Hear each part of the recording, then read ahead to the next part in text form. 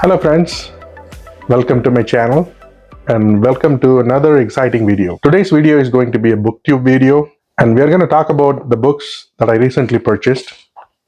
And there are 13 books, and out of the 13, 11 of them are going to be non-fiction and then 2 of them will fall under fiction category. Like I mentioned in my introduction video, typically I don't buy books that I read.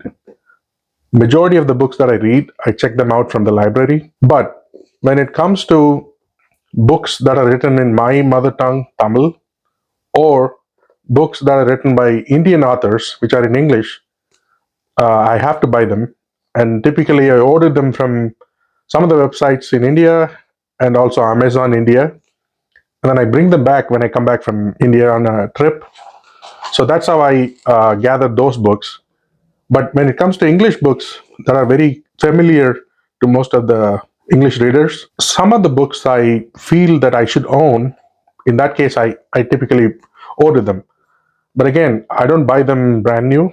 I buy them from eBay or half price books, or thrift books, websites like that. So out of this 13 books, 4 of them that I purchased here in United States from eBay. So let's go into the list. So before I go into the list, I'll just show you the books that I'm gonna review today. So this is half of this book pile, and then these are the 4 that I purchased here in the United States. Let's start with the first book. This is the book that I purchased in eBay, and the title is The Age of Revolution, and it's written by a very prominent British historian called Hobsbawm. Some of you guys might have heard of him. He is a very prominent historian, and he has written a series called the Age of series, which comprises of 4 books. And out of the 4, this is the first one. So the Age of the Revolution. And then the second book that he wrote is the Age of Capital. And then the third one is the Age of Empire. And then the last one is the Age of Extremes. So it talks about the history of European history from 1789 all the way to 1991. All of them are very comprehensive. My intention is to collect all 4 of them eventually, but this is the first one in that series that I bought. So this is the first book that I wanted to show you guys. And then the second book is again another nonfiction, and it's a history book as well. So the book is 1812, Napoleon's Fatal March on Moscow. The author is Adam Zamoyski. I've heard about this author before. My favorite subjects as well. The winter campaign by Napoleon to invade Russia.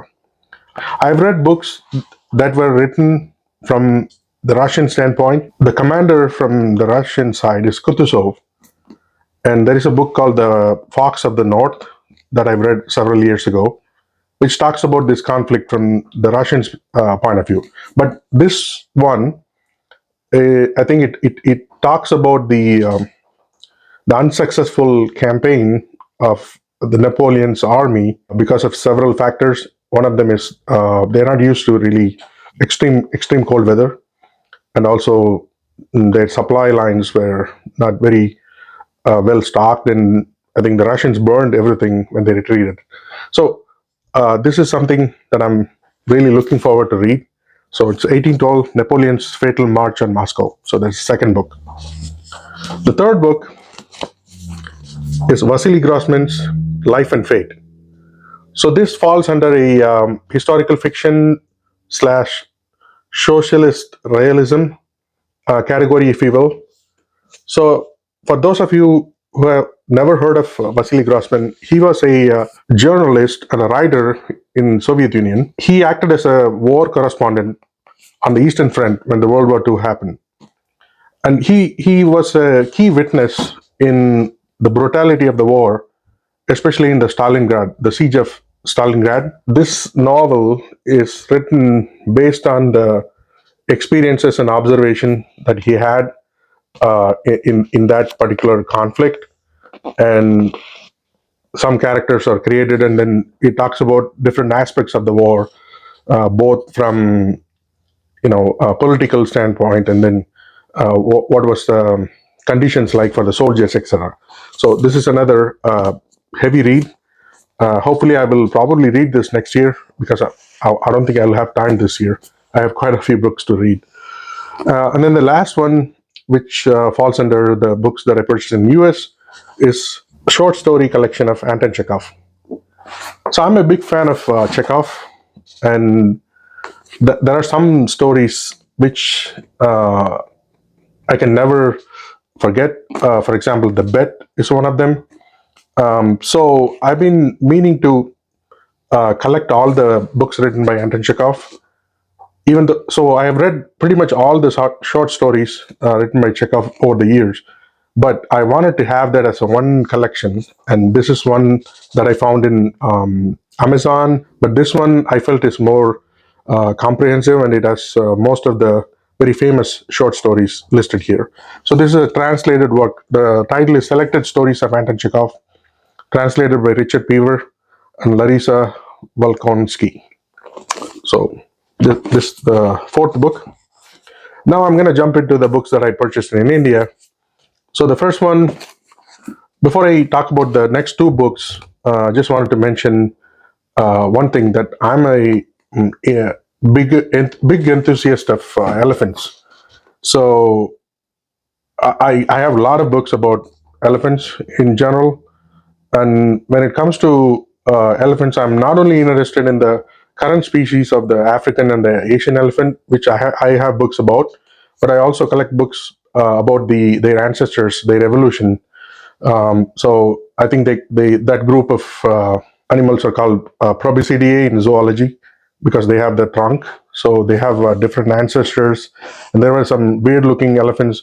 So I typically collect books about the evolution of any prehistoric animals. I'm a big enthusiast of prehistoric animals, and one of them is this elephant family. And then I do collect most of the like figurines of different elephants, including mastodons or stegodons, you name it. So I'm very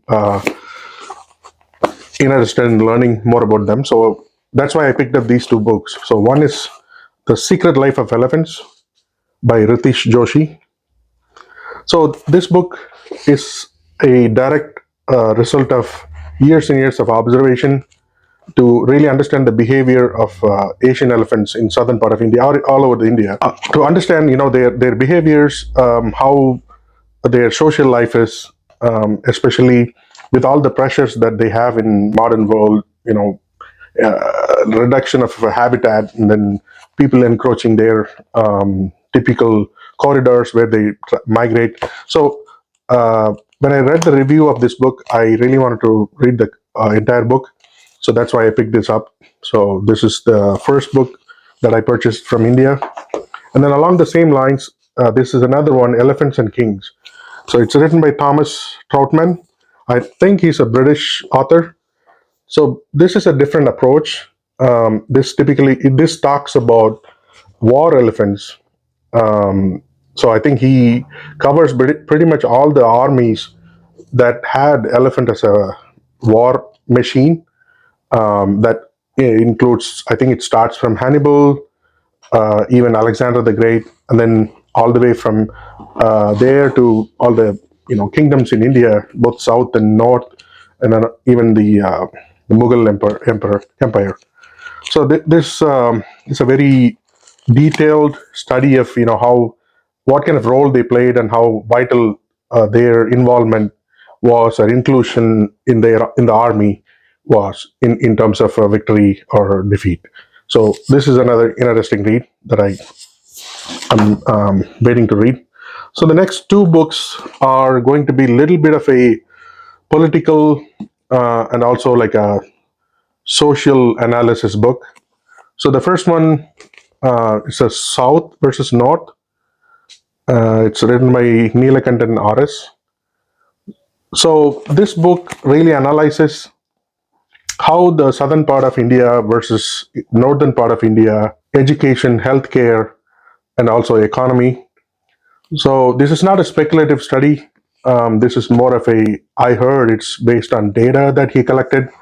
And then he kind of compares, who is leading in which line item, like when it comes to the three categories that I just talked about, and why. So a lot of friends recommended this book to me, and I'm really eager to read this as well. So the South versus North by Nilakantan RS.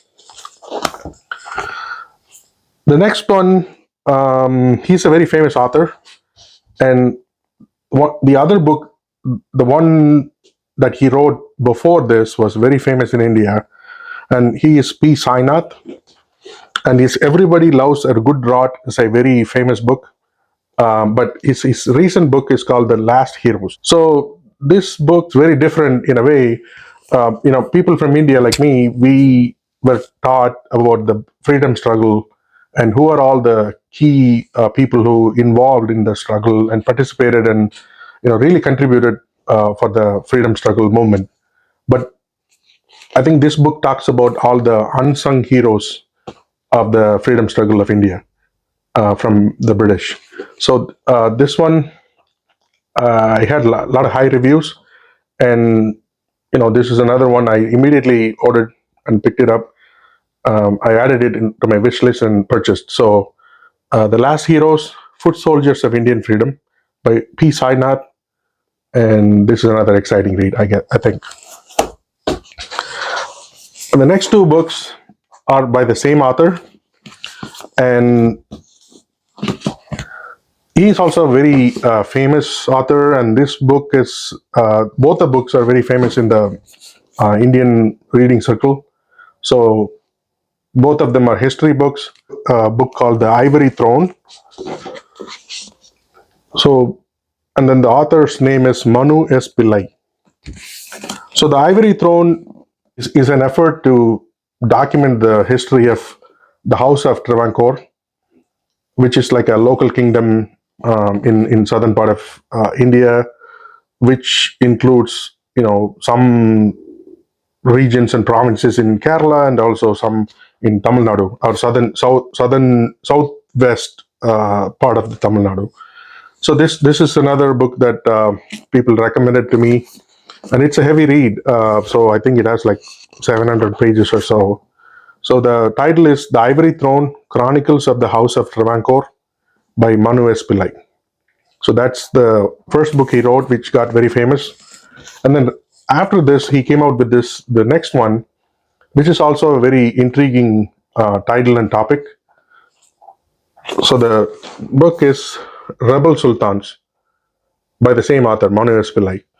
So I think the title itself says the Deccan from Khilji to Shivaji.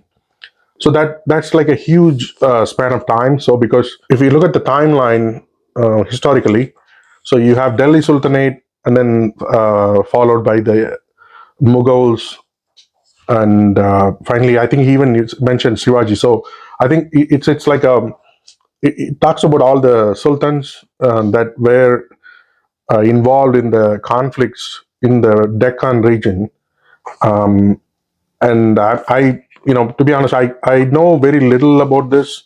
I kind of know the highlights, but I hope this book does a deep dive and give more information about this particular area, and then the key players in the conflict are between different kingdoms, Delhi Sultanate, Mughals, etc. So this is another one. And then the last two books, um, Aryans by Charles Allen. Charles Allen has written several books that I really liked.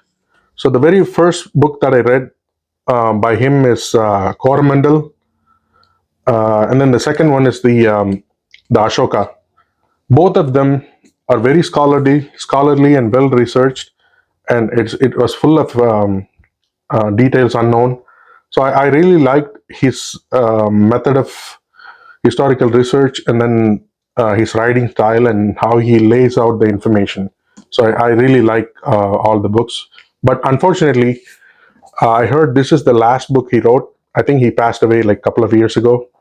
So again, I'm eager to read this book for two reasons. One, he's a very favorite author of mine when it comes to Indian history, uh, and also this title is very intriguing because it's a very controversial title within India.